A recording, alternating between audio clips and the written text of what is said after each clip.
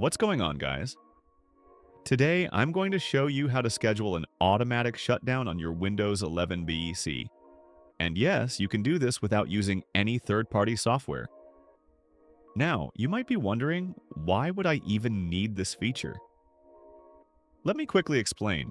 Imagine you're downloading a large file.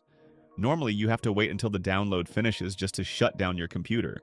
But with this method, you can simply set your PC to shut down automatically at a specific time and date in the future. This small trick can help you save time, save energy, and even extend your computer's hardware lifespan by reducing unnecessary usage. And most importantly, it gives you peace of mind. Alright, let's get started. First, go to your Start menu and search for Task Scheduler. Once you see it, open it.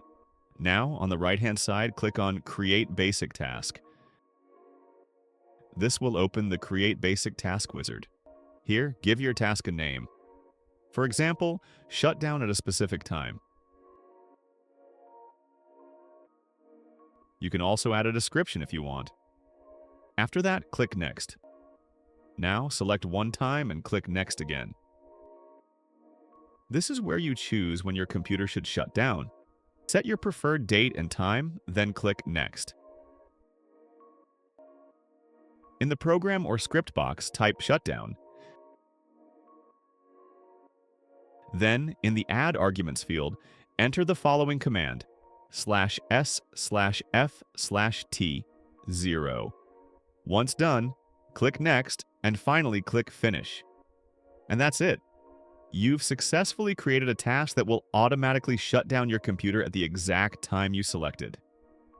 So yeah, guys, that's how you can schedule an automatic shutdown on your Windows 11 PC. Leave a like if this helped you, subscribe if you loved it. As always, it's me, your host, Ali. See you soon with another one.